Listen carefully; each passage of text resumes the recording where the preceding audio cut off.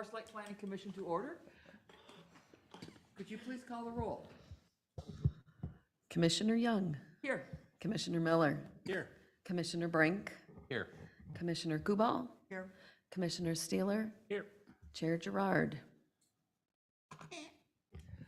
Okay, for those who are able, please rise and join us in the Pledge of Allegiance. Pledge allegiance to the flag Of the United States of America and to the republic for which it stands, one nation, under God, indivisible, with liberty and justice for all. All right. I'm looking for a motion to approve the agenda as presented to us. I'll make a motion to approve the agenda. Thank you. Do I have a second? Second. Excellent. All in favor? Aye. Aye. Any opposed I should abstain for that. to approve the agenda? Oh, the agenda, I'm sorry. I'll say aye to that, sorry. Okay. Need a little bit more of this. I'll be good.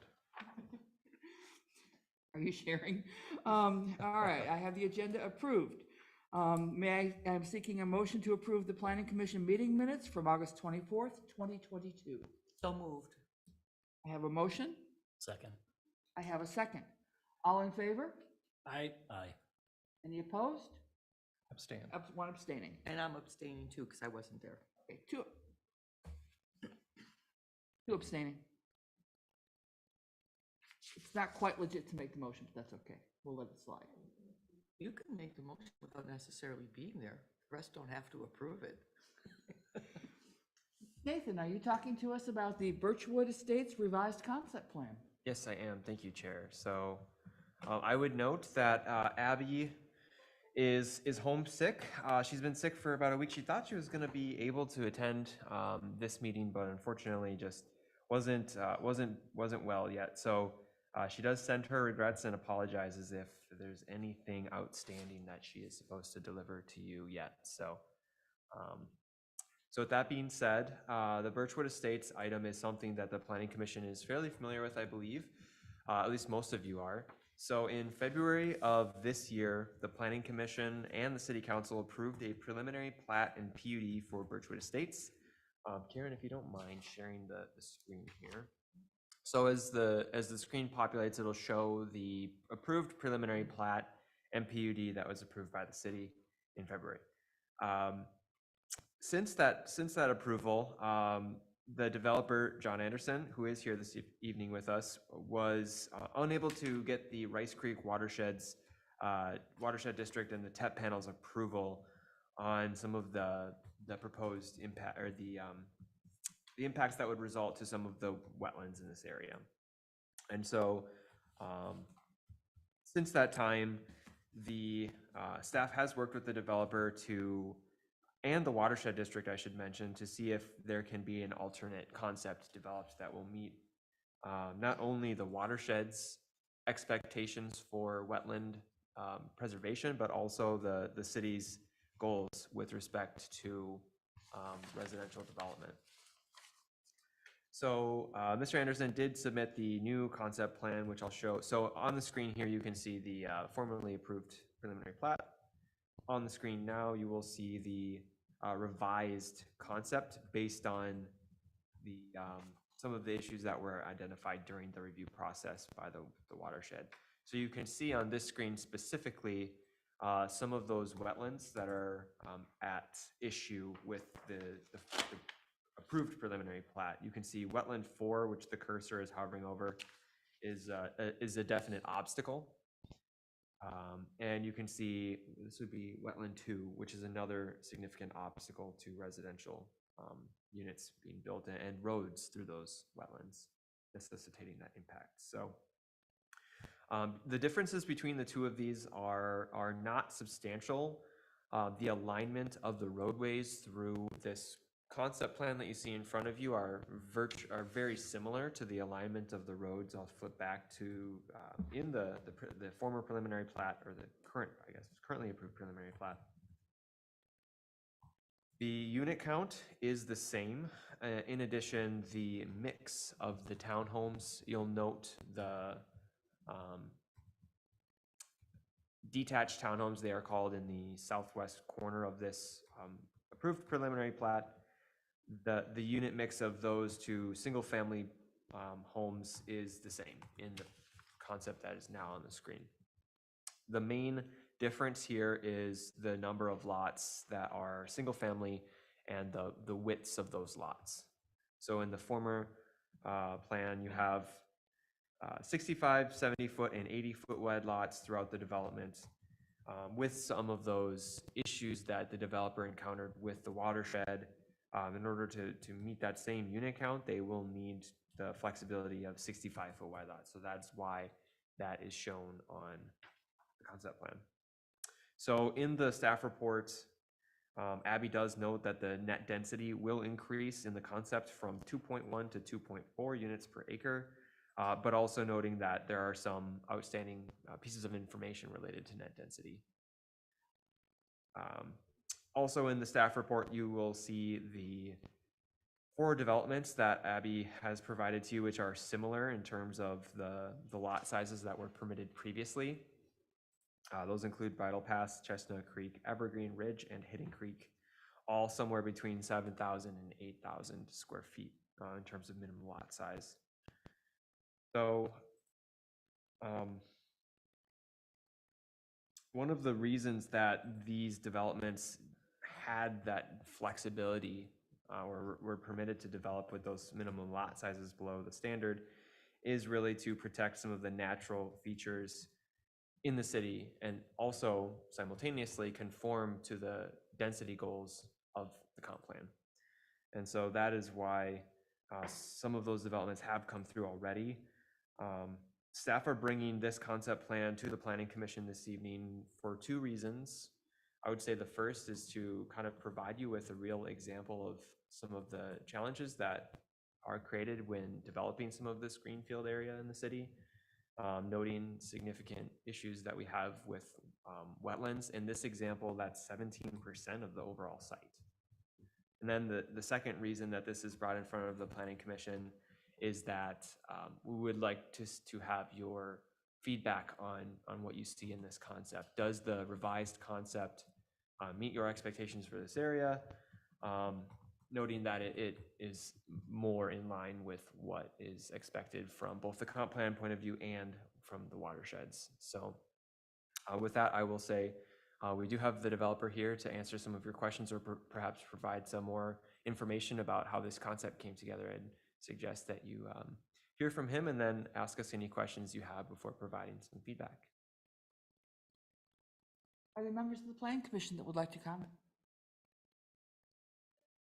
Question, I noticed on the original approved plat, you have sidewalks and paths up and down the streets in the middle and down on the bottom on the south side, and on the new concept plan, you don't have any of that stuff in there. I'm just wondering if there's a plan for any type of sidewalks or walking paths in the actual concept plan.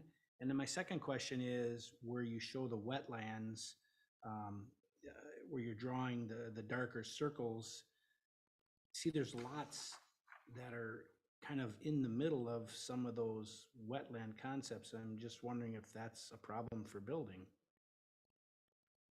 Must not be if you have it on the plan, I'm just curious. And with both John's and the Planning Commission's permission, if you're okay with this, could we have a fairly free-ranging discussion? That's fine with me, yeah. All right. And yes, sir, I get, once again, name. Yes, and John address. Anderson, I represent Eternity Homes. Address is 14832 Estate Avenue Southeast, Prior Lake. Just to start with, and I'll answer the couple questions here in a second. One correction I want to make, the approved preliminary plat was not the approved version. The approved version actually had 74 units. That's the one that's on the plan shows 73. There was actually one of the detached single-family lots added down in the south kind of west corner of that intersection right off County Road 50. So it's actually one final version that was approved after this one that had an extra lot in it. So the new concept is actually 1 unit short of the previous preliminary plat that was approved, the 74 units. As far as the sidewalks and paths, Our intent is to basically put in the same sidewalks and trails that were previously shown. In the concept, we just didn't show it. The trail on the very western boundary going around the outside of the lots is on the concept, same with the trail along the county road. We just don't show the street for just illustration purposes that would have sidewalk on it. As far as the wetlands that are being impacted, those wetlands would have to be corrected. So any soils in there would have to be corrected to good soil. So from a building standpoint, there would be correction that would take place. New soil would be put in there. There'd be compaction tests done by a geotechnical engineer that would have to satisfy city requirements. So before any house could be built, that soil would be redone, compacted, tested, and meet city requirements for a house to go on those lots. So we're not, we don't have any issues with the wetland impact. Kind of going back just to a little bit of the history, we received our preliminary plat approval last spring of this year, I guess I should say. One of the conditions was to get watershed approval. We could never get through the watershed approval. After a few months, 4 or 5 months of discussions and back and forth, we basically scrapped the old plan, kind of came up with this new version, which really has a lot of the same layout. It's just really 204th Street, which comes in from Hawthorne Heights. Instead of curving south and then lining up a four-way intersection with the cul-de-sac, kind of curves slightly to the north. And the purpose of that was that big wetland number 2 in the middle of that outlot, where it's kind of being impacted on the north side and the very south end along where the trail is. The watershed wanted that wetland to be saved. So the plan is on either side of that wetland, there will be ponding put in place. So you can't really see the ponding. So that ponding will be adjusted and added on either side of that. And the watershed has indicated that they're willing to work with this concept because it does save that additional wetland. I forget the acreage amount, but I want to say it was like close to 1/2 acre of additional wetland is being saved. That was a hay field where that is right now. That hay has been taken off of it, so it wasn't a high quality wetland, but it is being saved with this version. If we would have stuck with the same premise with the 80-foot lots on the northwest side, the 70 in the middle, we'd have lost about another 8 to 10 lots with our concept plan. So by doing it this way, we added more single family detached and made all the lots 65 feet wide, which is what the lots over on the east side of the plat were originally designed at. And we got to 73, but we're still 1 lot short.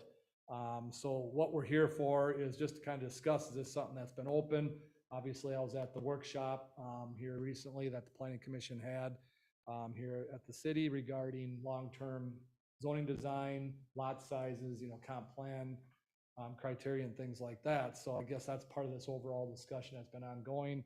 And we're just kind of showing this in the meantime to say, here's something that would potentially fall under that would work for us if it was something the city eventually did approve. So with that, I can take any other questions too. Other questions? Because now I'm really confused. I'm sorry. The dark hatched areas are wetlands that you are going to unwetland. To impact, You're going to make them no longer wetlands. correct. And then you've got an area, an outlot to the northeast. You've got a significant area to the northwest. You've got an outlet on the southwest. And then you've got a large area on the due east. And those are going to be your wetlands. Yes, they're going to remain as is. Okay, Remain wetland. okay. The only change in the wetland impacts is that one kind of just to the southwest of that 204th and Access Road. That's now being saved. Other than that, all the other wetland impacts are the same as previously shown.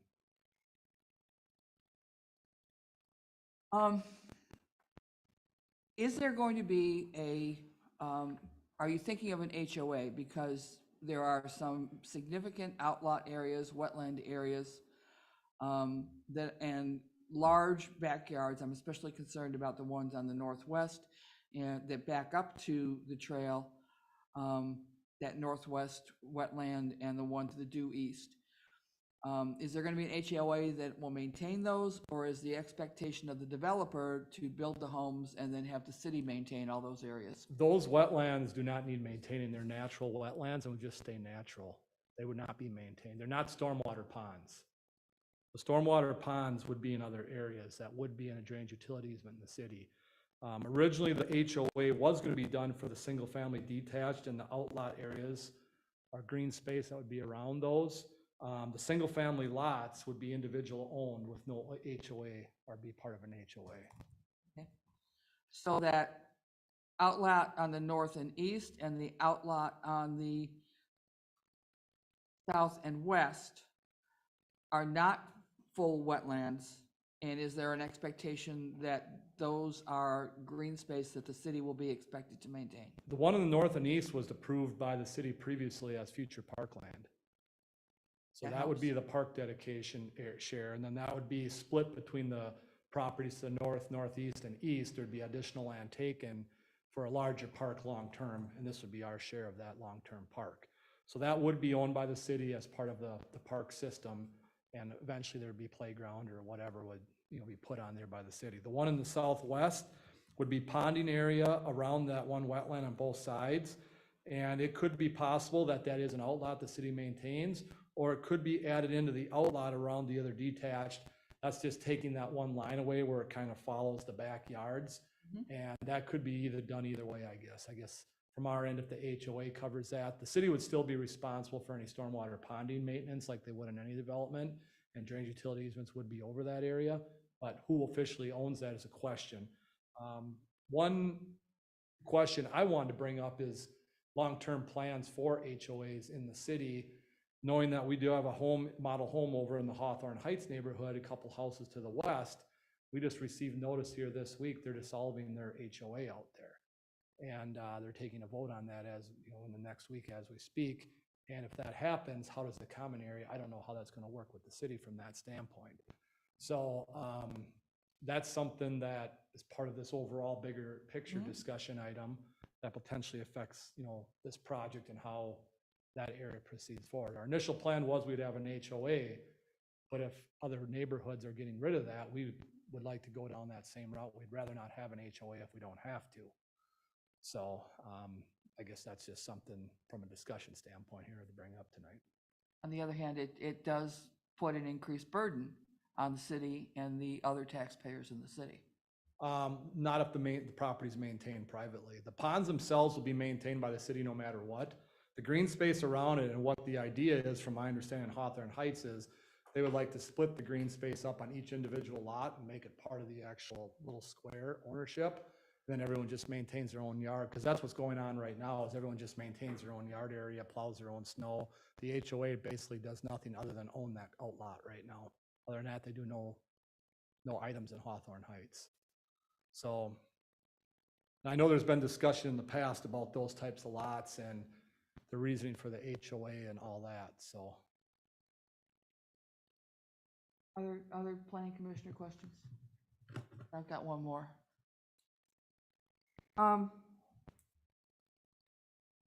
The argument has been over and over and over again that financially, the developer cannot make this work without really small lots. If the city were to say, as part of our MXR, that we would essentially throw away some of these areas and allow them to be developed as duplexes or triplexes, does that help your financing? We don't want to do that product, so we would walk away. We want a That- single-family product. That's what we want to develop. I'm not saying some other builder might not want to do that, but we don't want to develop that product. Interesting. So it's really not a density thing. It's a Well, single family. it's a product type. We don't want to do a product that we can't sell. And if we can't sell a product, there's no point in doing the development. You have to have a market demand for that type of unit to be able to want to do that unit and develop it. As a developer, our whole goal is to make a profit. If we can't I make a get that. profit, there's no point in doing a project. And to go down, we don't develop multifamily structures like duplexes, triplexes, or anything. And as a builder, that's just what we do, is we build single-family homes. So we don't want to do a product, or a project, I should say, that has a product that we don't develop or build currently. That's just not our niche, and we don't want to be involved in that type of stuff. So, not saying that we'd never, ever do that at some point in time, but at this point in time, we don't want to go down that road. That helps me. Other comments from planning commission members? Where, for Nathan? So are you helping, for Bridle Pass, Chestnut Creek, Evergreen Ridge, and Hidden Creek, those are all lots that are all 7,000 square foot lots? Yes, so the city has, in those cases, permitted deviations down to that minimum lot size. So each of the lots in all of those developments are 7,000 square foot That's lots? not, that is not correct. As, Okay, as you would, that's what I was asking. no, yeah, so as you would see here, a developer will come in and say, I need the smallest lot that I can make work here is this, for example. In terms of how a PUD actually comes about, right? But many of the lots within their development may be larger. You know, for example, a cul-de-sac will have, you know, pretty narrow front part of that lot, but oftentimes you'll see a pretty wide kind of wedge-shaped lot. And so the answer is no, not all the lots are that size.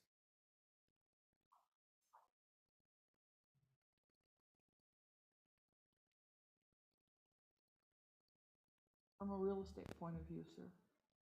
Your thoughts? Oh, I like it. I mean, handcuffed, I totally get where he's coming from with, the wetlands and the product and the water. And he's got 74 lots or 73 lots and the one we've already kind of preliminary approved. And he's got about the same in this, but of course, because of the wetlands and the obstacles, he's had to downsize the lots. I see this product all over the Twin Cities and it sells, so I like it. I mean, in terms of got it laid out. I liked it better when the roads were more curved and, not as straight, but I totally get the challenges. But personally, I don't see an issue with it. No, I concur. I couldn't add or take away from that.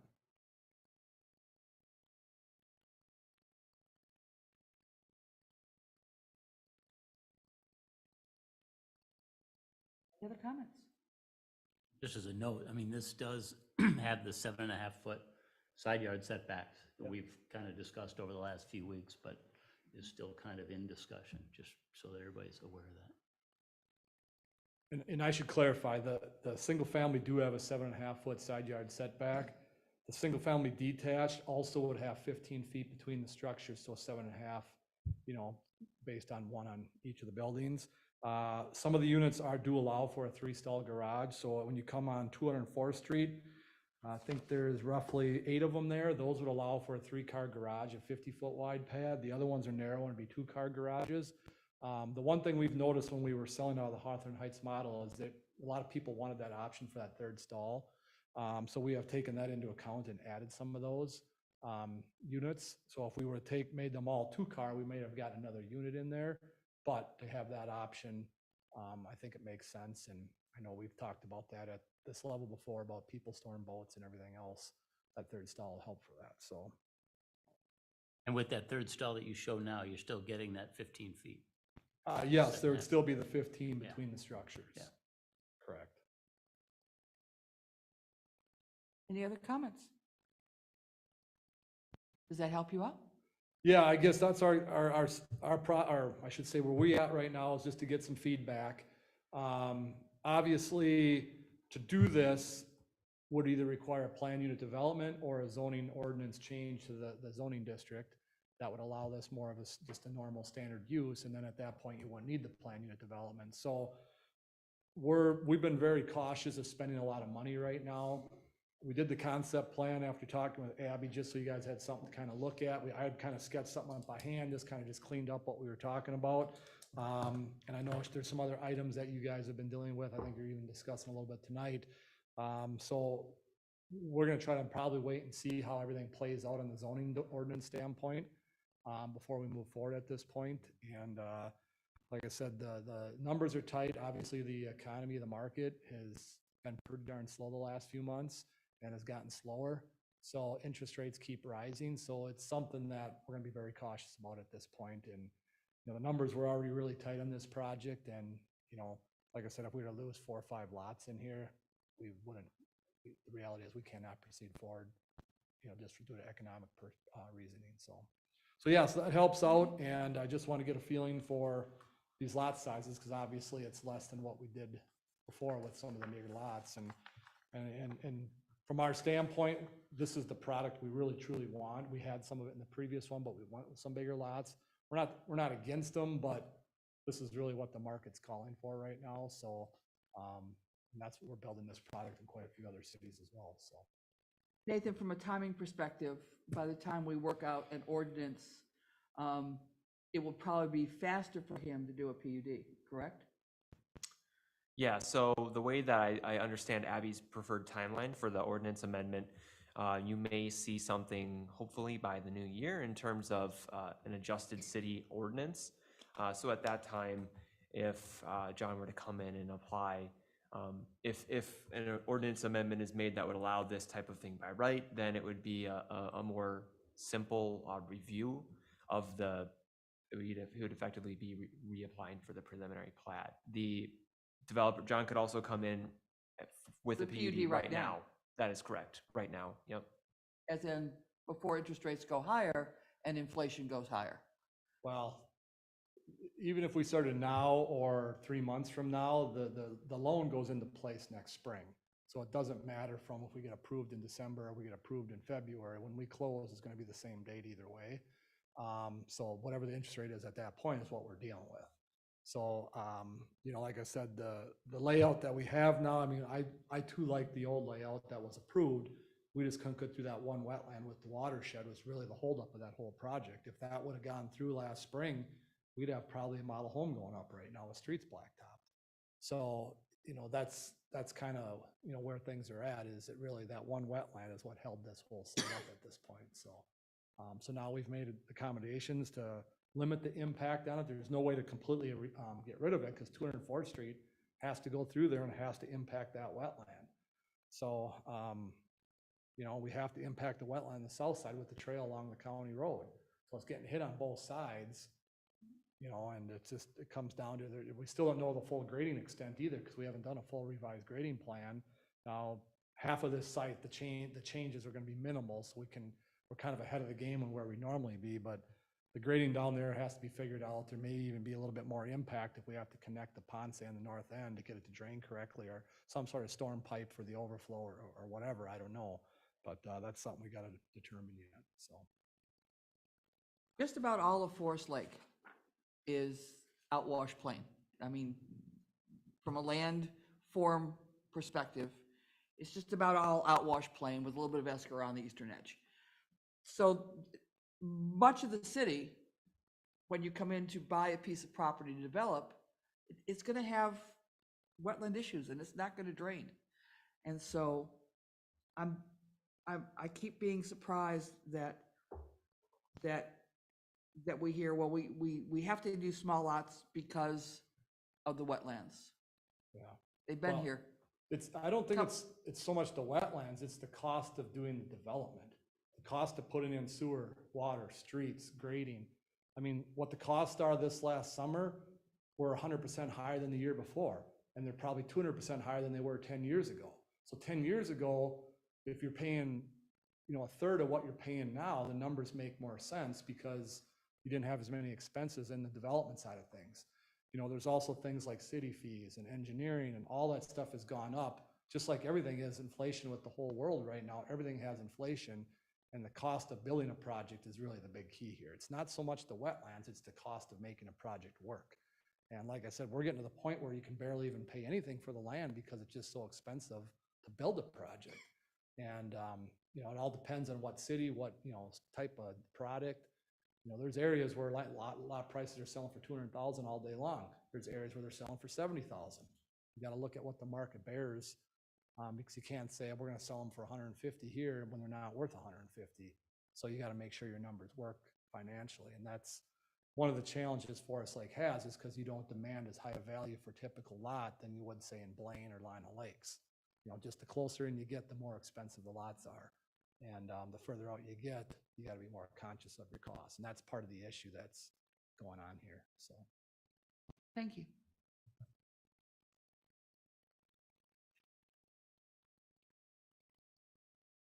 Is that everything then? I think that I don't hear anything else from the other commissioners. All right, thank you.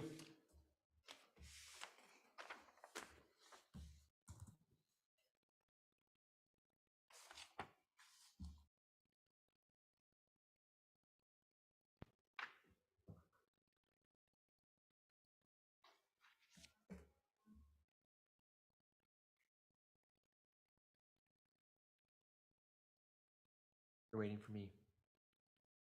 All right, so this item is also based on Abby's staff report. We've been talking about implementing zoning code changes to have the zoning code more accurately reflect the goals articulated in the comp plan. The discussion really has largely been about the MXR1, but I would remind you that we also have talked about more recently some changes to the agriculture district to permit maybe some more uses that are seen as compatible. Commercial uses, that is, that are compatible with agriculture or residential.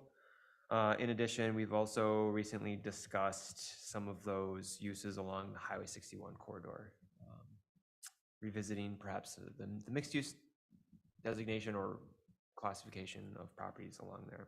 So this staff report, though, is focused on hopefully finalizing some of the discussions that have occurred around the MXR1, specifically with respect to some of the other standards that we have discussed. So Abby has provided an example of some of the developments that have occurred more in recent times, but also like Hawthorne Heights, which we have discussed in the previous item, noting some interesting variation here in terms of total net acreage, minimum lot size, and resulting densities. So you can see that the densities of these developments really do tend to vary, and I think a lot of this is really context specific, right? The specific property, how much wetlands are on there and would have to be impacted, et cetera. Chestnut Creek, I would just note to you, has been a particular, that one has just wetlands galore in there, and the building department will agree with you. Abby and her staff report included the lot size of the amendments that were proposed by myself in reviewing Donovan's work, and then also has provided the lot standards that she has proposed. Specifically, this breaks down into a couple different areas. We have discussed lot sizes kind of ad nauseum.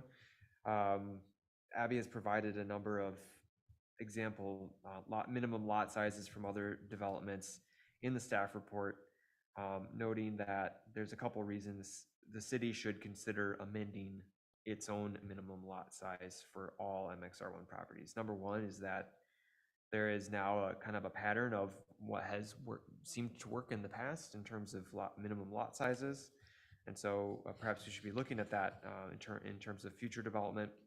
And second, and importantly, we have seen that, obviously, if you do the maths, a 7,500 square foot lot would result in a gross density of approximately 5.8 acres, units per acre.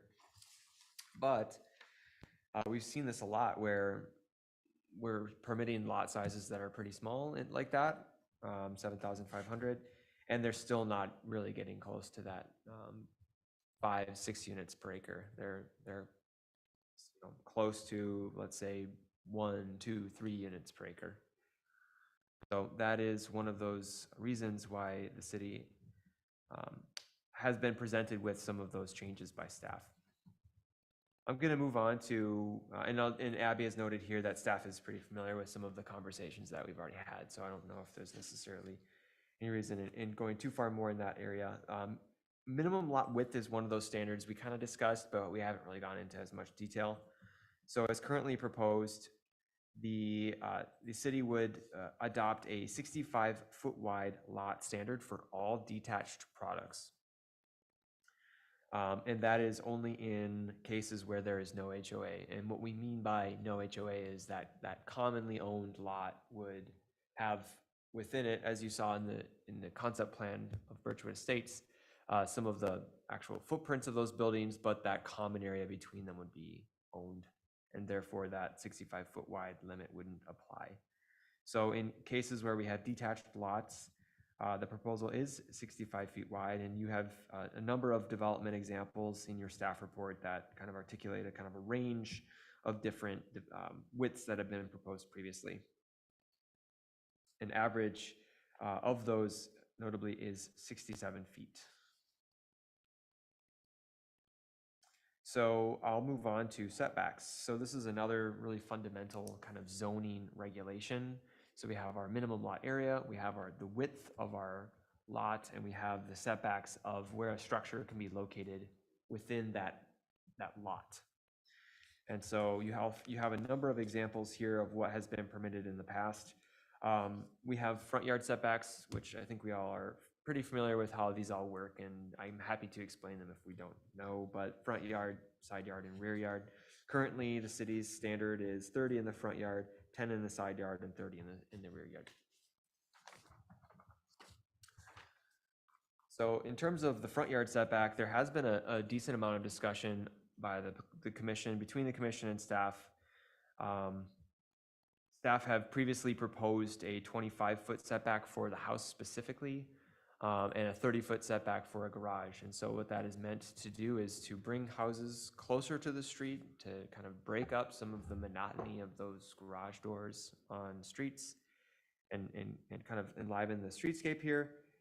So that has been proposed in the past, and Abby has noted a number of really nice ways that a city can, create design standards or require certain design elements in single-family construction. So that's kind of been the conversation of the front yard setback. Staff do note, though, that there could be some issues, obviously, as we've discussed with, you have less than a 20-foot setback, and you might have issues with vehicles overhanging a sidewalk. As we know, residents like to have their toys. In the conversations around side yards, really the conversation has been, is the city comfortable with going less than 10? Staff note that 7.5 feet setbacks are the ones that have been requested most commonly. And specifically, when paired with that 65-foot lot width, that would allow for a 50-foot building pad, which is kind of the standard. Abby does note here that the fire chief was consulted, and fire chief, in the name of safety, does prefer that 10-foot standard. And then lastly, the rear setback, there's not really much to say about this one. Staff do not propose changes, and really that setback does kind of create that open space that folks expect from their rear yard. So that's kind of that's a summary of the staff report here. We have 4 questions at the end of the report that'd be helpful to work through to provide some more detailed, focused comments. So with that, I'll be happy to take questions. Nathan, have we ever seen where, or have you seen when developer comes through and on the side where the walking path of the sidewalks are going to be, that the setback is different on that side versus the other side of the street if there isn't a sidewalk or walking path? So for example, if let's say we approved a 25-foot or even a 20-foot front setback, that would be okay on the side where there's no sidewalk or walking path, but if you're on the side where there's a sidewalk or walking path, it has to be 25 or 30 feet. Have you ever seen that, or can a city do something like that? It strikes me as possible. What I would tell you is it may appear that there's varying distances often, but the sidewalk is typically located, or the trail is typically located within the right-of-way. And so we're establishing those setbacks from the front property boundary, which is not always where you might expect that. You might think it's coming from the edge of the trail. In some cases, maybe that is the edge of the right-of-way, but it varies, I would say. So, but to have a short answer, no, I don't see that very, very commonly. Potentially, it wouldn't make a difference. That's correct. Or on the side where there's a sidewalk or a walking path, the garage would have to be recessed versus out. Is that something a city could? Sure, it's possible.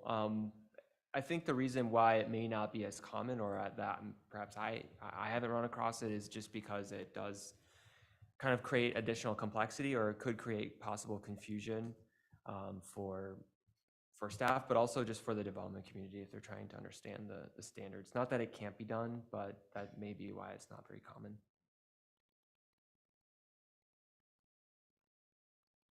One thing I would note though that is very common is we have corner properties where you have your main road, let's say, where your access is, and then you have a side street that runs across the property. In those cases, we do see specifically articulated setbacks for the side street side. So it's not uncommon to see that type of thing. Other thoughts from Plan Commission members?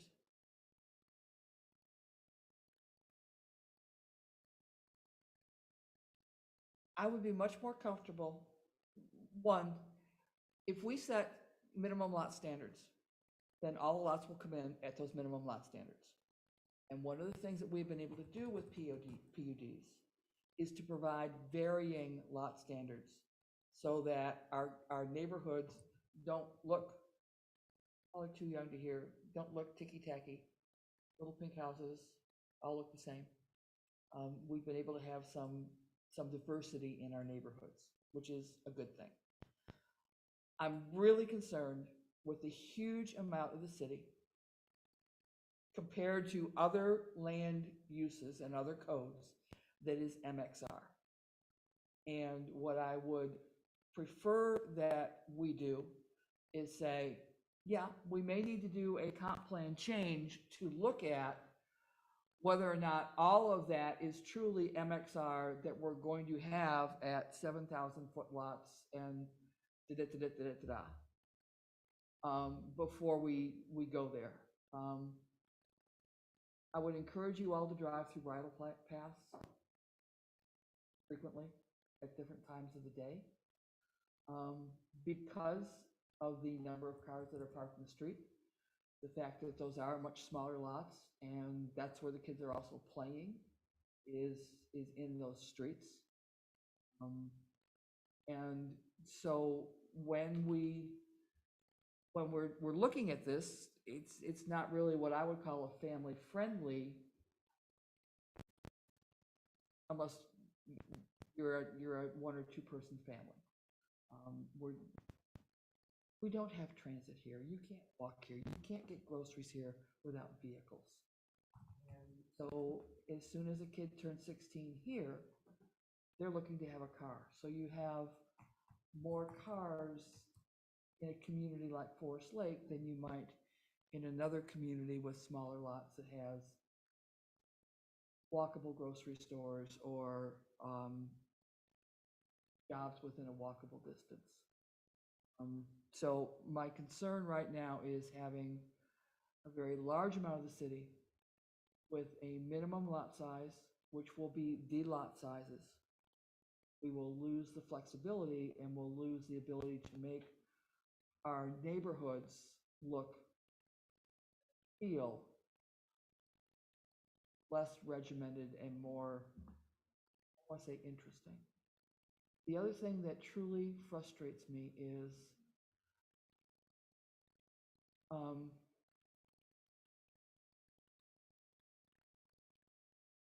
said it before, we are geomorphically, we're outwash plain. Flat, we've got a lot of wetlands. We always will have. And to say that we have to have small lots to get to a net density, and I don't believe, I need to go back and do my research, but I don't remember our comp plan using the term net density. So I need to go back and I need to check that because I was going to try and do that tonight. But we do have a lot of wetlands, and it's always going to affect what we're doing. And so I really want to make sure that using the excuse of we have so many wetlands, which our comp plan introduction, I did find that, says that we value. I mean, when we look at what are our top values and our overarching goals, where we're at. We don't have any overarching goals for maximum density. So that's a concern, and then I also want to make sure that we are, as a planning commission, understanding that with these minimum lot sizes, there are going to be significant city costs that will not be recovered through tax rates at the current levels. What it is, it's just math. I thought I would say, Mom, it's just math. So there are more than just how can we help developers or how can we make our Met Council friends happier. Not blame, we don't have that kind of landforms. We just don't, and we don't have their transit. So what I would like to have us do from a, this is just one planning commission member. I would like to have us have those real discussions about how much MXR we want to have in the city, realizing that if you put these minimum lot sizes in, those will be the lot sizes. Whether or not where do we value the natural resources in the ag and things like that we talked about in the comp plan. And should we take a look at some of the other ways that we could achieve density, such as by allowing accessory dwelling units? We don't at all. And you can get some really quick wins on increasing density in existing places with the ability to do accessory dwelling units. That in our comp plan, the accessory dwelling is something we were just proposing. Pardon? The accessory dwelling. We don't allow them here. Well, I know we don't, but wasn't that something that was up for discussion recently? I keep bringing it up. Came up when we went through the comp plan. Yeah, okay, I recall it, think but it did it's come been a up. while. Just so everyone's on the same page, accessory apartments are permitted in the city, but that is not the same as traditionally as you'd understand the ADU, which is that the apartments have to be within an existing principal structure and the access to those units has to be from within. So it's a lot more controlled than you would find in an ADU, which may be in a lofted bedroom or unit, for example, above a detached garage as kind of a standard template for that type of thing.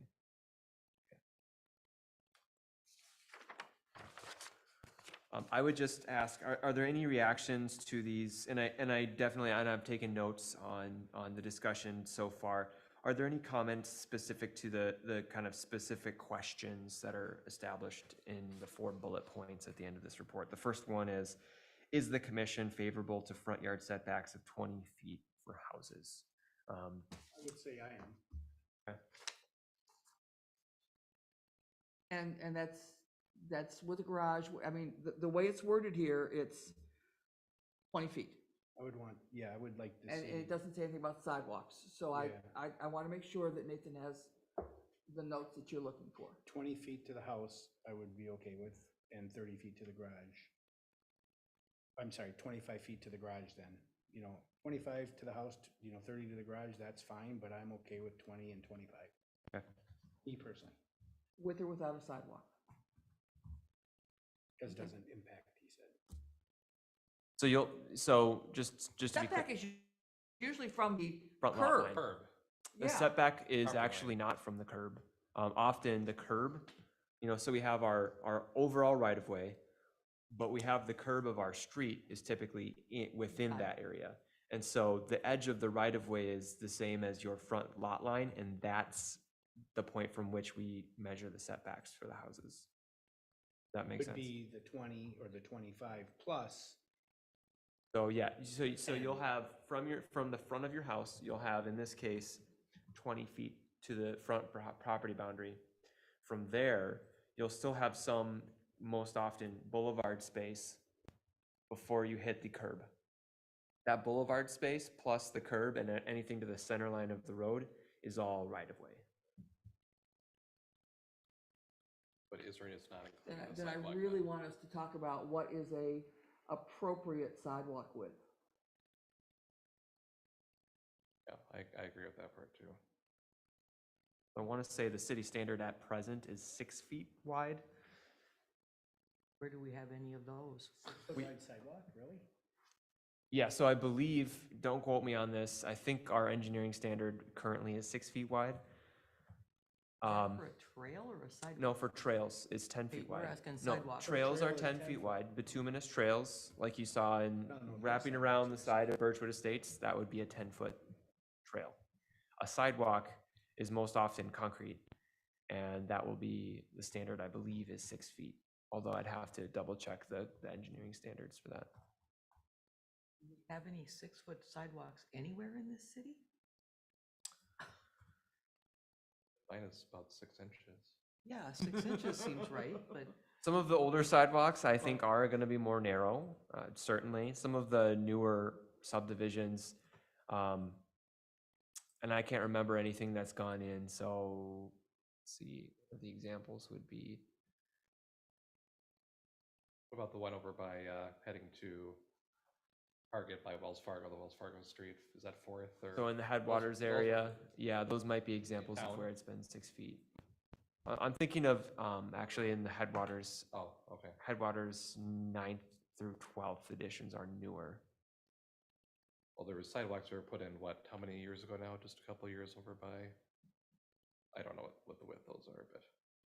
I'm noting the question about sidewalk width. I will, or Abby will come back with more information for you on that. Makes a difference. Certainly. Sure it does. I would be more favorable to a 10-foot side yard setback than the 7.5. I'd rather keep it the way it is. I'd be more favorable for a 25 and 30 for the front.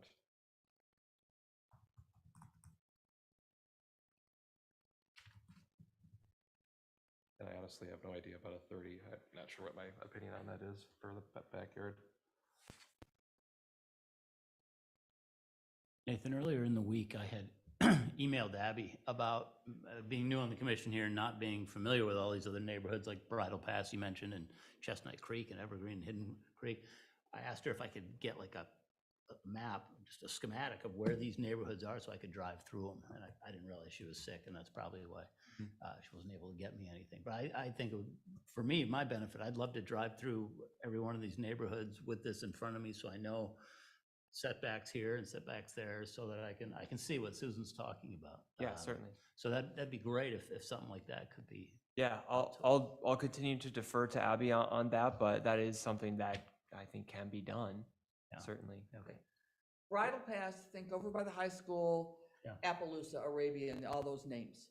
I don't drive around by the high school much, but over past the tennis courts on that side, on the far side of the high school. Right, Okay, I know vaguely those roads, but I opposite the don't. fields and yeah. Yeah, okay.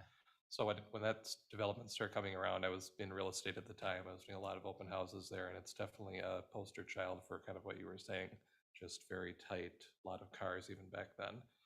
That's been what, 20 years ago now, but There aren't any fewer. what's that? There aren't any fewer No, cars. no. Okay, Chestnut Creek, if you're going out 97, just before you get to the wetlands in Tim's Marina, I think the Chestnut Creek sign is still up there. And it's to the Heading out south, west on 97. heading east on 97 towards Scandia. Yeah, east, that's, All I'm right. sorry. And it's on the road to the right, and it's, Okay. which street is it? One of the I streets, isn't it? Yeah, it could, yeah, it is. It's Okay. just past the golf course. You're right. They take a right. Are we talking about Hero Avenue? Isn't that Chestnut Creek Yeah. going south by Forest Yeah. Hills? Yeah, Oh, okay, all right. all right. Yeah, the real recent one. I have no clue where Hidden Creek is. Hidden Creek is in the headwaters area, over on, the property owner in that area is Chris Taylor. Oh, isn't that the one that we just approved just now? Yeah, so the Hidden It isn't Creek. built yet. The Hidden Creek preliminary plat was approved. They have received the planning commission's approval for the final PUD. However, they were revisiting their phasing. And so they're kind of yet to deliver the final thoughts on the phasing as far So as you I know. can't see that one, Right. and that was a PUD instead of And then, Evergreen Ridge was the other one that's right away. that's the one over by Menards.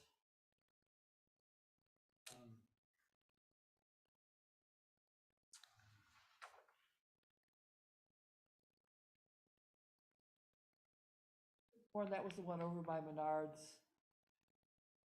Thought it was.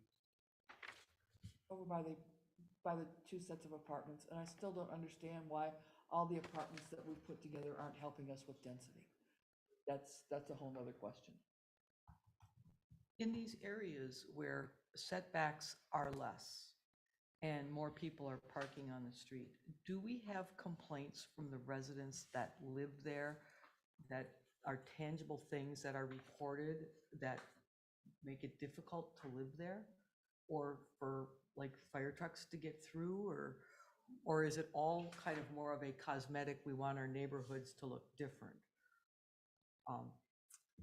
If you're asking whether I've received any complaints, the answer would actually be no, I haven't really received any complaints really about parking on the street. The nature of complaint that I hear most frequently is simply this person at this property, and it could be in any zoning district that's residential, has far too many vehicles, and that's the most common scenario. But in those But that cases, has nothing to it's- do with the size of the properties, right? It more has to do with somebody who might have a bigger property, might have even more cars. that's correct. But if you've got a 3-bedroom house, Well, yeah, and you're gonna have at least 3 cars. possibly, but I'm kind of trying to get to, who is it, like, is it a problem for, like, the people who live there? Is it because they might not move there if they see all those cars around, if that's something they don't want? Or is it a problem with, we don't like the look of it because the setbacks don't allow for certain types of housing? I mean, It can be a problem for emergency vehicles. Mhm. It is definitely a problem for snow removal, and it's definitely a problem for street sweeping. the smaller setbacks. The more cars on the street, Oh, okay. all right? So if the, And there's so also, then that could also then be dictated by parking laws as well, that no parking on the streets from, after, what is it, 2 a.m. or something like that? We have that. So if, I kind of, like, we should be able to maybe enforce laws that prevent that problem. I would love that to happen. Nathan and I were talking before the meeting, that enforcing parking laws is almost impossible. First off, we don't have anybody in Forest Lake to give out a couple thousand tickets before we go out and snowplow. In Forest Lake, only police officers can do that. And the second thing is, we do not have enough tow companies to tow the cars to someplace, which we also don't have. So we can have the laws in place, but like other laws that we have against properties with, people parking on the lawns, commercial vehicles parking on the lawns, or an accessory dwelling unit that is out of compliance, or a lot of junk, or somebody parking their RV next to somebody's bedroom window. We don't have enforcement mechanisms for that. But then I guess my kind of question becomes, even if we make things smaller and or larger, we're still going to have those problems that we can't enforce. And so if I'm the type of person who doesn't live in a neighborhood where when I'm going there, I see the cars parked on the street, I'm not going to buy there because I already see the problem and I already know what it is. And if I'm the type of person that that's not going to bother me, the inconvenience of it all, because I can afford this house, I'm okay with the setbacks, I'm not so sure we should necessarily say we need bigger lots, because people have different needs and wants and desires. So I'm kind of trying to understand, who are we speaking for? Are we speaking for designs? Are we speaking for protecting the ability for the city vehicles to get around? What are we hoping to accomplish by making bigger lots? I think you have to leave it up to the consumer. That's kind of what I'm getting at. Consumer doesn't want these, they're not gonna buy them. Right. And that'll end that. Mhm. If the consumer buys them like crazy, well, then we need to build more of them. Right, which is kind of what our builder said. Okay, or we have a lot of houses on small lots that are going to turn over, that are going to become rental properties that are a challenge for us.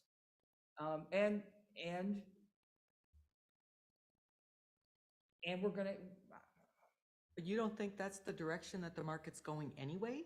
Even with single-family homes, investors are buying single-family homes and renting them out because people can't afford to have the down payment, so they're renting. I think that problem's happening even with larger homes. the Fed's latest report is that people are looking for larger homes because more of them are working at home and they don't want to be stuck working in the bedroom with, they want a larger home with a larger lot because they're working at home and they want to be able to have maybe a vegetable garden and they want to have a separate space for his office and her office and then a den for the kids. And So ultimately, that was the last Fed report, but and not a lot of people have that luxury, I don't believe. The people who want it can have it and they're gonna get it. But I don't think that in general, people who want to buy homes can't really afford the homes that are out there. And they're moving 2 and 3 family, 2 families into a home, mom and dad and the kids. And it becomes, Well, and if you look at, let's just take California. Our houses are on top of each other and they're 3 stories tall and they're awful. Mhm. Granted, they have a higher population than us, but we have a huge demand for housing. We have a huge demand. We have a huge shortage of housing. We can't build enough housing fast enough for all the demand. And there's not houses sitting empty anywhere. is there a strong demand for $500,000 and $600,000 homes? Because that's the other concern that I have. Is okay, you're gonna have something on a small lot, it's gonna be they've already said that their price point a year and a half ago was 600,000 start. And so if what he said earlier, then there's a 100% price increase, now you're looking at $700,000-$800,000 homes. I think all houses, Justin could, confirm. I think all houses, they start in the 4s. There's nothing you can do about it. You cannot, a townhouse, you might be able to find a new townhouse in the high 3s, mid 3s. That would be a rare thing. There's nothing under 400,000 anywhere that I can find. When you look at existing, yeah, you can buy, that's your, like I mentioned before, our affordable housing is our existing stock of housing. That's all, that's what's affordable today for some people, but 400,000 to 500,000 is pretty average, minimum. It's hard to conceive. I've been in this business a long time, and I remember, obviously, and I don't want to date myself, but 69,000 was a stretch back when I was a young kid. That right? was my first house. Yeah, and but I look at my daughter who's out in California. Her first house was 700,000, and I looked at her. I know, and I looked at her and I said, "How do you afford that? I can't afford that, right?" And they're all moving to Austin, Texas, and they're buying up houses in my daughter's neighborhood and saying, Yeah. "Oh my God, I've never seen anything this cheap." Yeah, I think I think I'd love to see all of our lots, large, and I'd love to see all of our houses, spread out and it'd be beautiful. But it's just not the. You talk about the Fed. The majority of the. Kids, for example, you're young. They don't want to mow grass. Right. They don't want to shovel snow. They want a tiny lot because they don't want to take care of it. They don't have time. They're not home anyways. They're out, they're working, that's why the smaller lots are so appealing. They're less maintenance. Think about your yard, for example. I think about my yard, for example, and I'm like, God, do I want to spend an hour and a half every week on my yard? 20 acres. Right, exactly. Well, you're 3.5 hours or more and get some goats. But that's what we're seeing all over the metro area. And the people that want the bigger lots, they can find them. They're all over, right? You can buy acreage lots all over. I don't think, I don't know, my opinion is let the consumer decide. If the consumer don't want it, it's gonna sit there and they're gonna go bankrupt. But then the city has something that we're really stuck with in terms of code enforcement and, you know, dilapidated, et cetera, et cetera. And We're stuck with that, with the existing homes. Look at what we have right now. You yeah. know? Matter of fact, I think that if we looked at things that are not up to code in the existing houses, we have a bigger problem than with the newer houses. And the city can do things like, for example, if we anticipate that there's gonna be a lot of rentals, well, maybe we have rental licenses in our city. Maybe you have Tried point that of once. sale inspection. Well, you know, it's a different city, right? I mean, and I think the cities all have the same issue. How do we create revenue? Right? And one of the ways is you have point of sale inspections, you have code compliance inspections, you have, I'm not saying we should do this. Anybody watching, I'm not saying we should do this, but rental licenses are a very common thing in a lot of cities today. So, you know, at least then you can control some things and you can create a little revenue. So you know, the parking on the streets, if you have signs posted that say you can't park on the street between 2 AM and 6 AM, or whatever the time is, I can't remember what our city is. there's no parking on any street from November 1st to April 1st. Yeah, between certain times. No, no parking any street between November 1st and April 1st. Oh, I If I thought, remember that correctly. oh, I thought it was 2 AM to 6 AM or something. Well, like there's that. a time period too, yeah. I think it's an Yeah. open. Or And if We it just have snows to more than figure 2 out how to inches. enforce that, and, you know, someday we'll have an enforcement officer, you know, and I mean, we got people cutting down trees all over the place that aren't supposed to be cutting down trees, and clearing lots that aren't supposed to be clearing lots. You know, and building accessory buildings down on the lake shore without permission, you know, and it's all over the place. Putting driveways down the lots after they've cleared the lots without permission, because we don't have a driveway permit That- application fee, you know? That one on First Lake, you know where it is, Justin? Oh, Do they have any freaking permits for that? I would have to know what property we're talking bulldozed the about. whole I lot. would say they don't. east side of First, I They mean, cleared the lot, just they or- put a driveway just down about there, halfway no north of permits. the, I'm sure right, they and, are. and I don't see any sediment Okay. block, I don't see anything, and it's huge. And I think that they bought 2 lots there. In the paper last week, I saw the two lots, one next to each other. Where's that? so if you were to come around Those North are things Shore, we kind of around the lake and have to down, get and it's our got that council big to put in bend place to the because east. it's It's kind of around that area. Okay, well, if it was associated, this is very off topic, and I would No, I know, I'm saying. suggest we bring it back, but I can appreciate the conversation we've had so far. Oh, yeah, I saw it. Typically, Oh, you That's saw it what I'm too? talking So- about. Oh, yeah. That's So what I- I'm talking about. I think I've heard 10-foot, there's, do you have a preference on 7.5 or 10-foot setback side? I don't see a problem with the 7.5. I've Me just either. I don't been see in a other problem with 7.5. neighborhoods and seen them at narrower than 7.5, and I don't think that's a problem, yeah. And I'm more deferring to fire chief on that, and I totally understand when it comes to, if you have a house that's on fire and you've got, yeah, I mean, it's the less space you've got, the more access and other houses. burning And stuff. I mean, if I'm the fire chief, I'm gonna give you the most conservative answer I can possibly get, because that's my Right, I job. understand, yeah, but I So- still, from my perspective, I still think 15 is too narrow. Yeah, I mean, you look at houses in St. Paul and Minneapolis. and- Right, that's what I was down mean, there my God, today. They're and- right on top of each other, those Mhm. big 3 stories and 4 stories, and they've been that way forever. Yeah. And when they go up, they both go up. Yeah, I get it, I know, I've seen it, I've And seen that's it. okay, I mean, if that is a community standard, then that is a community standard. Yeah, and if I was, you know, consumers know kind of understand what they want. If you don't want to live with other people because you're worried that you live too close to a fire hazard, you're not gonna move there. Or you're gonna say, you know what, I got insurance that'll cover that. I'm not, you know, I'm good, those are the risks you take. Nothing is ever perfect. Oh, the vinyl melts right off of them. That's right. And it makes a nice little waterfall when it comes down. That's right. But I think that's up to the consumer. Especially young consumers, I think you're giving them an awful lot of credit. Considering the questions that I'm getting, after they have bought the house and are having their, gotta be kidding me, moments. Yeah. So are we looking at, where are we at on 30-foot rear yard setbacks? You know, I'm more worried about the percentages of the impervious versus a 30-foot setback. Because won't we get it anyway if we deal with just the percentages of what they can have actually built on the piece of property? Impervious that only only- reflects that's only shoreland shoreline. ordinance.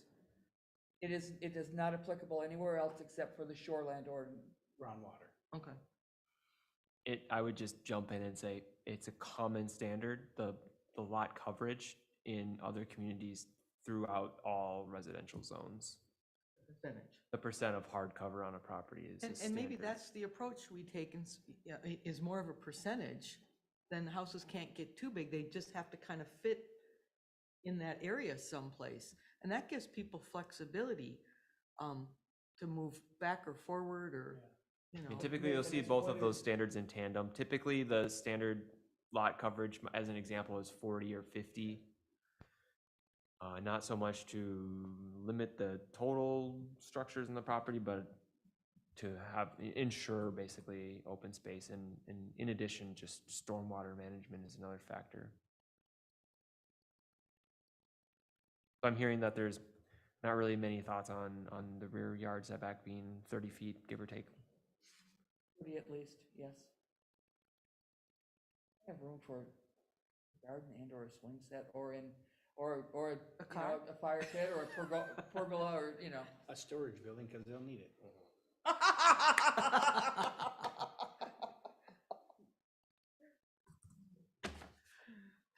I was teaching composting classes for the last couple of weekends and reminding people that their compost containers had to be 5 feet from the side lot line and 2 feet from the alley line. And not next to their house because then they violate fire codes. Yeah. The last one we have to, the question is garage recess design. And Paul's not here, so I'm just gonna speak for him, and I know that Paul feels strongly about garage recess designs.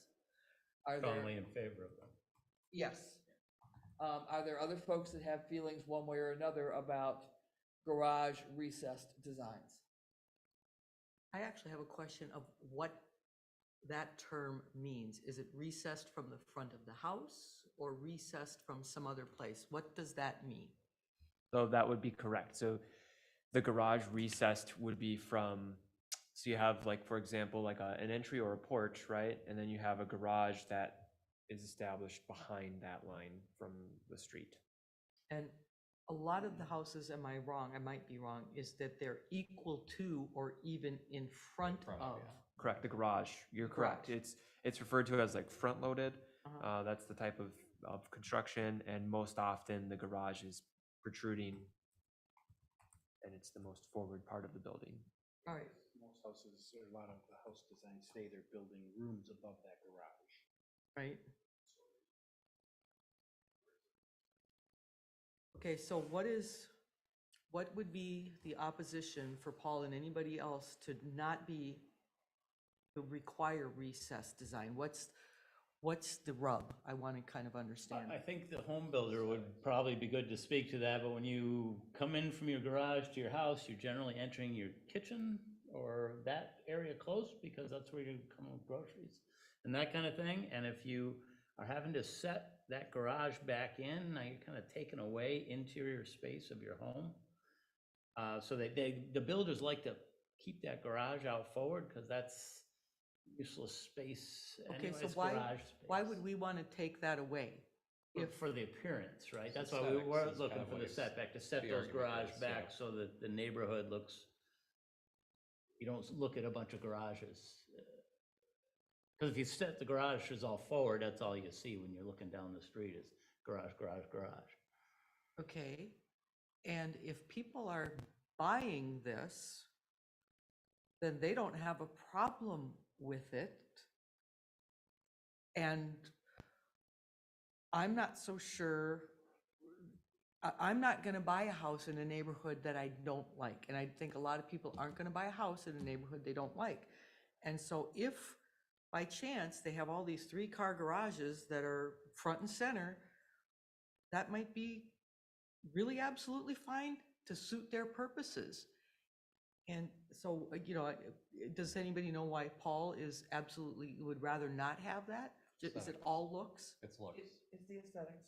And it's the fact that it becomes a really impersonal neighborhood. It's, the neighborhood doesn't have character. You don't feel like these are homes that are welcoming human beings and people there. What you have places to store cars. It's not a home, it's a garage. Place to store your stuff. That's, Yeah. that's just stuff first, and then you've got the home in the back is kind of. I'm more with you from that argument from versus the setbacks and stuff. To me, that's a little bit of a separate argument than the one that you're making about the recessed garage. I would be more with you on what you're talking about, the recessed garage. It's like people are gonna either buy it or they won't buy it. They either like it or they don't.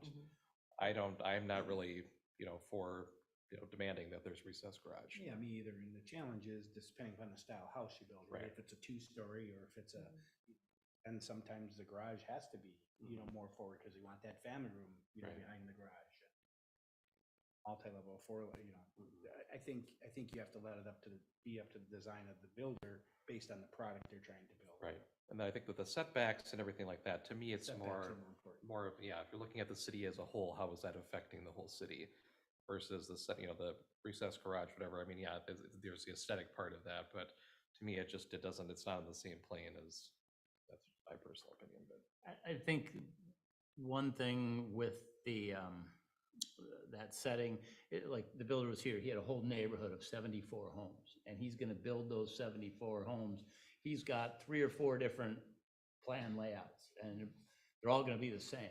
And so you're not talking about one odd house here that maybe has a garage forward, and then one odd, another house that has a different builder with a house back. It's an entire street, and they're all gonna look, Okay, they're all all gonna have exactly the that same. same look. So Yeah. that's the way to, but I understand what you're saying, that if someone's gonna buy a house, they're gonna buy what they like. If there's limited inventory of houses, you're gonna buy what you have to buy, if you have to move to wherever. But so, If you have a large development and it just looks like that's all you see is garage, and I get that part. So where do you find that happy medium Right. of not limiting, but yet it has to look somewhat cohesive and somewhat normal as you're entering the. And as he said, all of his houses will have exactly the same footprint. Yeah. The only differences in those houses are what color it is, and maybe you might have a different size window in the front. But all of his stuff is gonna be exactly the same. Then they go buy up in Jackson Meadows and Stillwater then, if they don't like that, but if anyone has been there. Yep. And actually, I think some people like that kind of conformity. I do. It especially, they just, where everything looks the same, and if you're anal like that, you probably love it. All the shirts, are lined up, whatever. It's uniform, it's so it sounds like maybe we would wanna not regulate that so much, or at least in general, that. I don't but- think I would want to regulate it. I wouldn't want to. These are what your MXR standards are going to be, okay? If this is what you want, then everywhere where there is MXR zoning, you're gonna have this size lot with this setback and this garage forward or not. Realize that we have a very large amount of the city that is MXR. And one of the reasons that folks have planning commissions is so that you can say 5, 10, 15, 50 years from now, that when they laid out the city, or when they thought about the city, or when they developed the standards for the city, they made it a place that somebody wants to live the next 3 or 4 generations. Houston is infamous in the planning community. It has, There is no build what you planning. want where you want. There is no Okay. planning. I live there. It's Yeah. freaking Okay? nuts. Funeral And- home, house, you name it, it's all next door to Right. each other. Okay? And that's the extreme. Right. But one of the things that 2 or 3 generations from now, folks are gonna say is, what did that planning commission do to make this a very livable city? Whether it's requiring 10-foot sidewalks, whether it's requiring how much between the buildings, whether it's making community gardens an integral part of any planned unit development, some of the park things that we've talked about. What has this planning commission in our comp plan, which is a 20-year comp plan? What are we setting? Well, this For is the what, future. this is what I'm seeing with what people are doing with their garage space now that became garage space and it's at the front of their house. And now they're older and they don't have all the cars. They're putting in the nice floors and they're putting in walls in their garage and they got a nice garage door and they've got lighting in there and they use it as an extension of their home. And so I do think that the garage isn't necessarily going to be the problem because I think the garage can evolve into house space and it might even change with the doors from being garage doors to stable doors that open into a living room. But again, that's going to change with what the market needs are. And people renovate houses all the time based on what they now want versus what was existing. I'm a firm believer in people are not going to buy what they don't want. And if we want people to live there, we have to give people what they need to live in a manner that is comfortable for not only them, but the neighbors around them. And is a 3-car garage that is not recessed going to cause another neighbor a real problem? Maybe it is, maybe it's not. But if I'm that neighbor and that causes me a problem, I'm not going to move there. And I'm sorry, Oh, no, I just, the MXR1, district, if we go ahead and adjust some of this stuff, that's just the minimum, right? I mean, That's we can, correct. they can still develop bigger lots if they want. Absolutely. And I'm looking at, just as an example, I'm looking at Chestnut Creek, right? 98 acres. And the density was 1.9 houses per acre.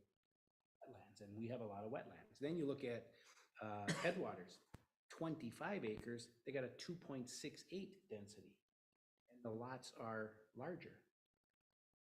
So isn't that amazing that the lots were smaller in Chestnut Creek, 7,700 minimum lot size, and they only got a density of 1.93, but yet we had a 12,000 minimum lot size in Headwaters, which was a third of the acres, and they got more density.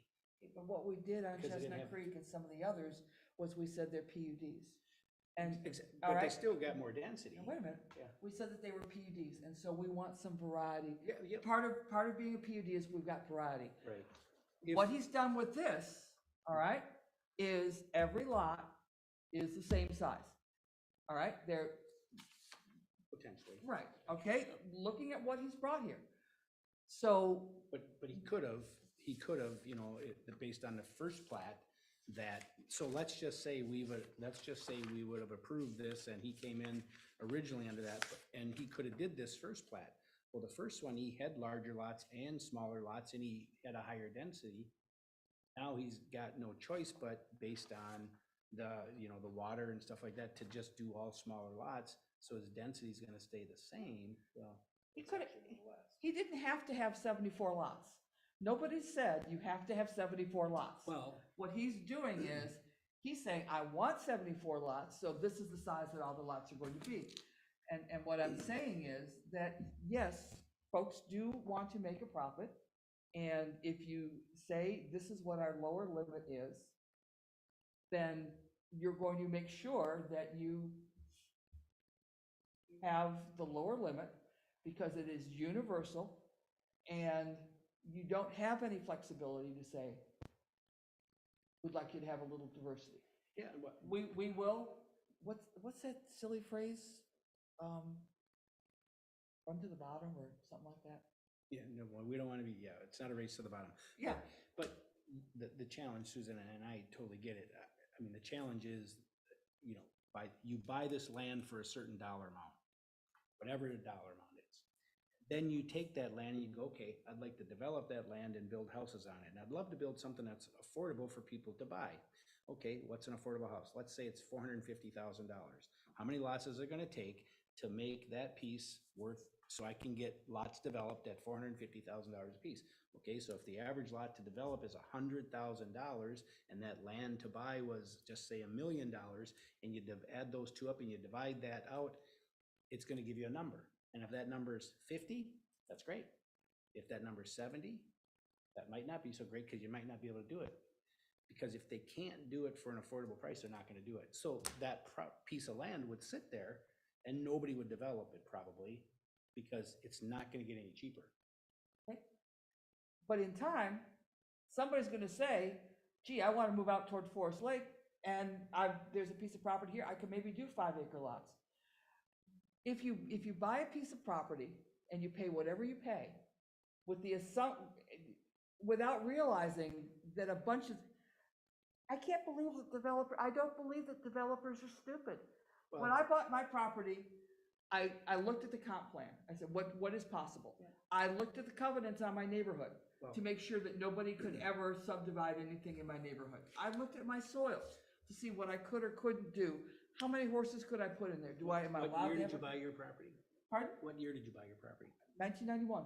Okay, 1991, and today's 2022. And it has increased But- in value by less than 10%. What did you say? She said it's Increased in increasing value by by less than less than 10%. 10% in that many 10%. years. That's almost doesn't seem possible. No, it doesn't. So as an example though, someone who bought in 1991, let's just say that property was $100,000 and over the time of appreciation, it's now worth $400,000 as an example. The question comes, would you pay $400,000 for that property today? In your case, yes, but I'll bet you it's worth more than you paid for it. And somebody else is gonna look at it and go, you just made 300 or 400% on your investment. And housing, that's what happens, right? Over time, it's gonna go up in value and it's gonna increase in value, but the cost of everything else keeps going up. Look what's happening in our marketplace every day. It's not gonna get any cheaper. And so if they don't have a way to do this, a developer's gonna just keep passing on it. That's why the developers aren't breaking down the doors, because it's too expensive.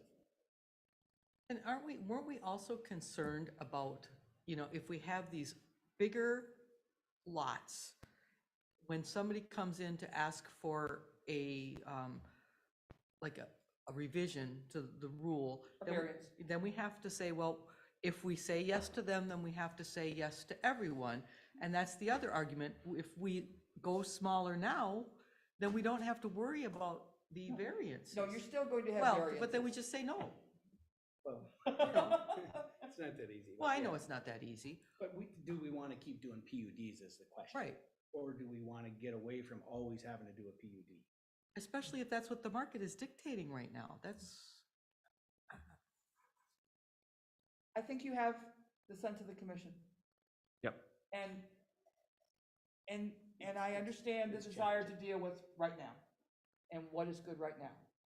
I have some concerns about the longer haul. I'm not concerned. I am concerned about the longer haul. I really am. But I do believe that the people who are buying these houses are also going to be concerned about the longer haul. And maybe some of the things that you are concerned about over the longer haul are concerns that you have that they're not going to have and they will never have. Maybe. Just maybe. Yeah, and Okay. I get talked to by a lot of different people. Justin knows that I, between FLA and beautification and a lot of different organizations that I volunteer with, I get talked to by a lot of different people who are very frustrated with what they see as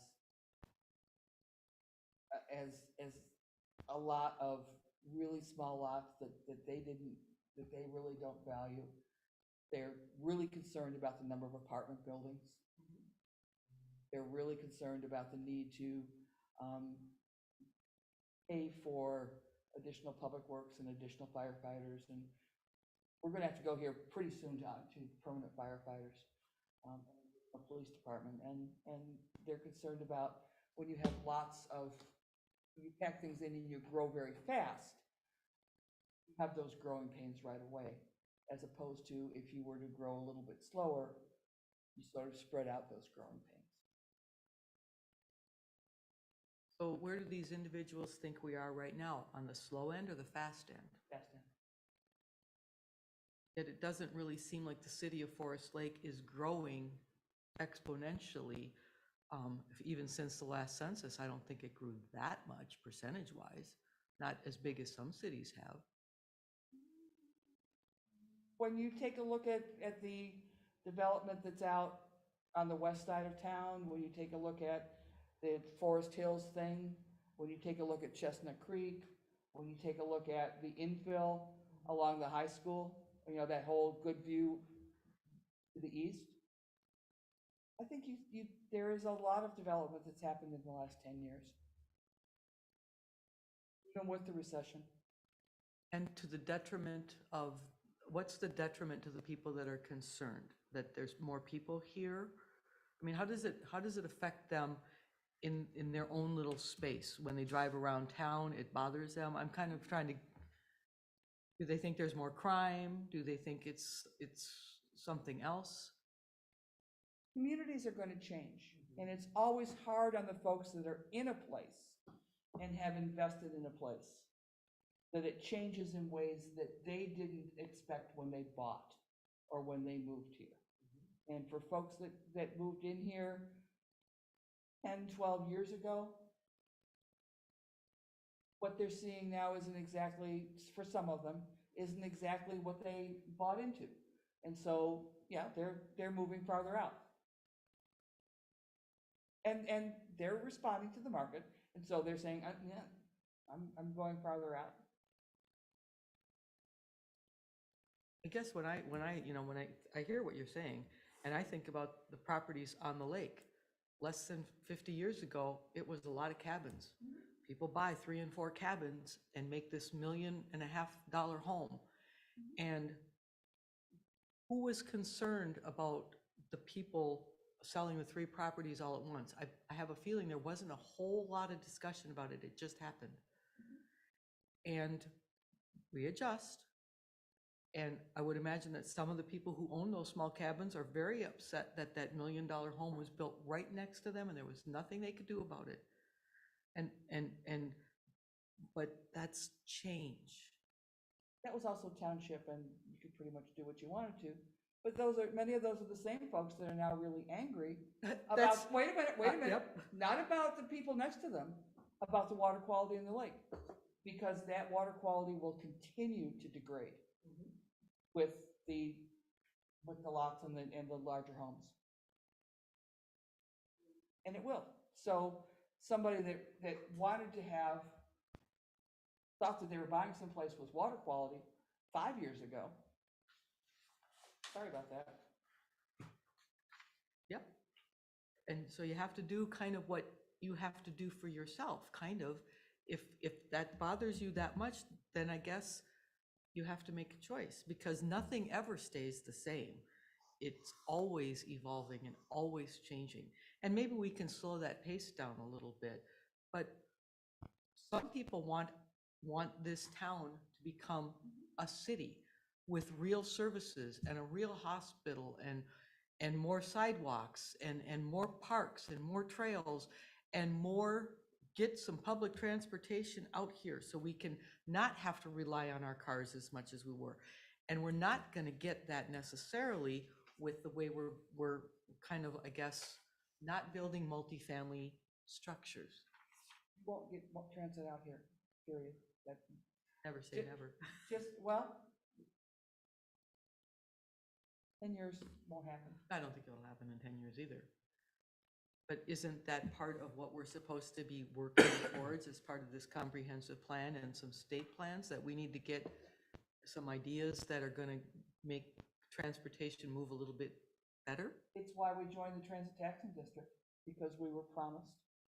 And for a little while, we had some transit, but the Met Council took that away.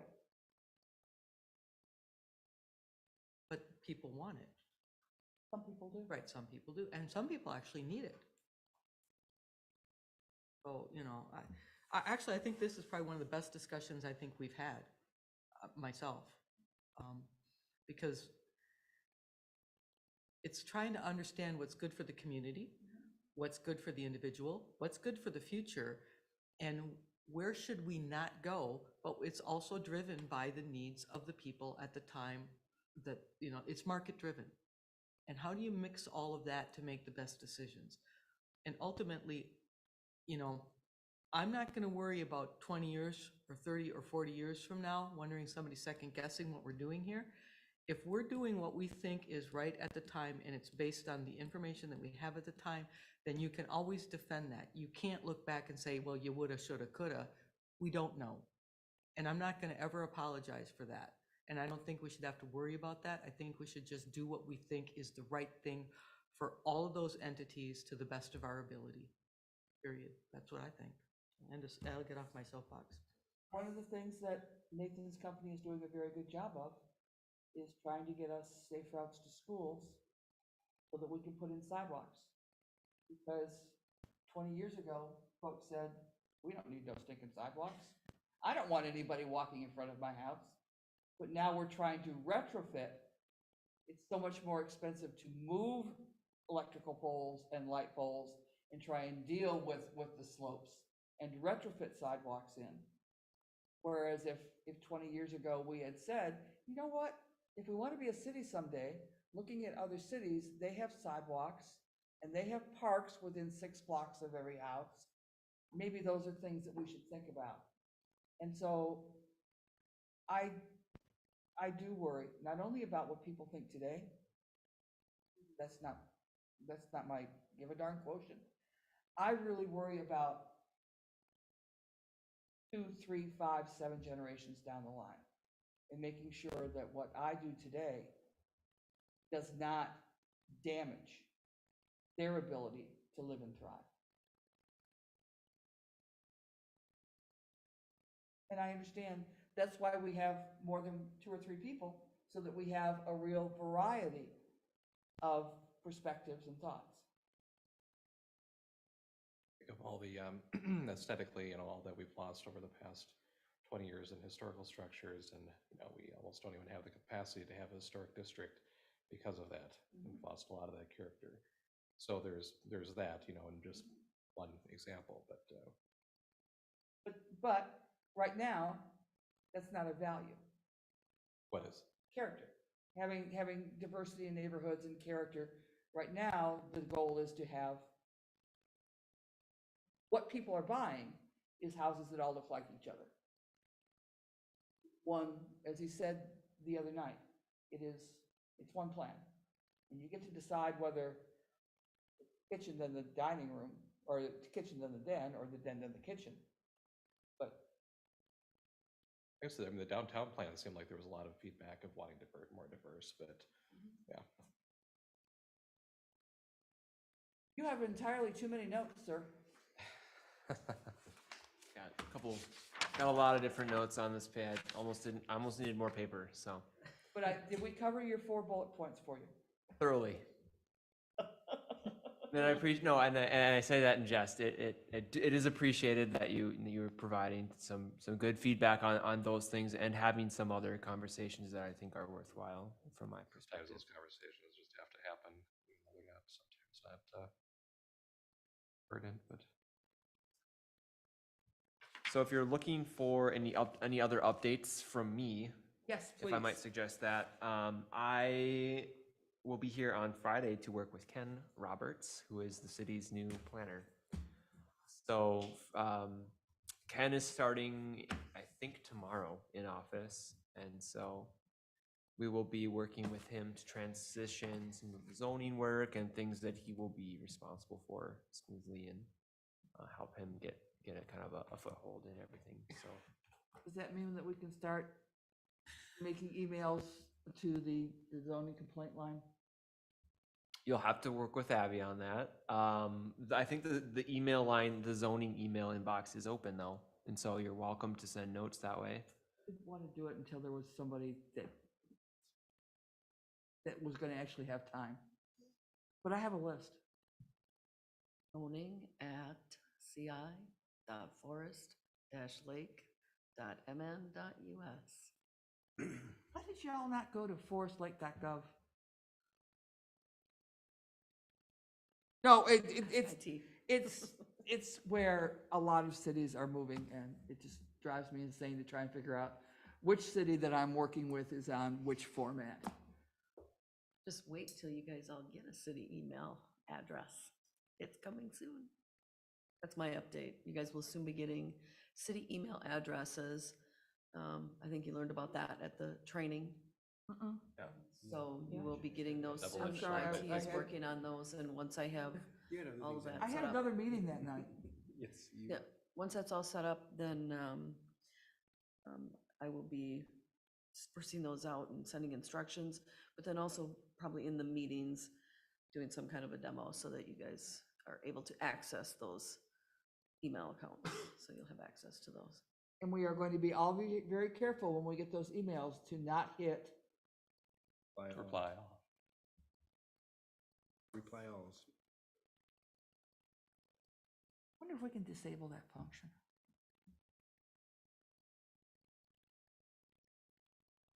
Also, I would like to just take a second to mention too, just want anybody who's watching or listening, elections are all things transparent with elections. You can find election information on the city website. We have a full elections page. It's been updated as of yesterday. There's a web card on the front page of the website that talks about voting. Click on that. Also want to remind everybody that we did redistricting for this voting season, and so pay attention to your precinct and where you are going to go vote. If you're wondering, you can go to the Washington County Elections website, you can go to the Secretary of State website, you can go to the city website, and there's a vehicle for you to put your address in and figure out where you're supposed to go vote. And related to that, City of Forest Lake used to have a state representative, and we now will have two. We are a divided community in terms of state representative and Yes. at election judge. Yes, Down at that was- I'm down at Headwaters, and it's, I'm not looking forward to this. It's going to be a real challenge, because folks don't realize that we're gonna be serving two separate districts, and the ballots look different. Yep, that was part of redrawing all those map lines, so precinct 1 got split in half almost exactly horizontally, so the top half of precinct 1 is actually in a completely different.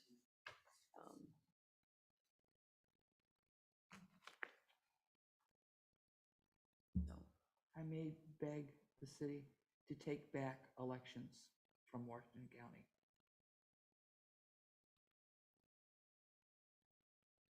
I didn't Actually more leave cost down there till effective to 1:45. have the, it's actually more cost effective to have the county do that. With the joint powers agreement that we have with them, it's more cost effective to have the county do it, so. I'm looking for a motion to adjourn, please. So moved. Second. Non-debatable. All in favor? Aye. Aye. Aye. Any opposed?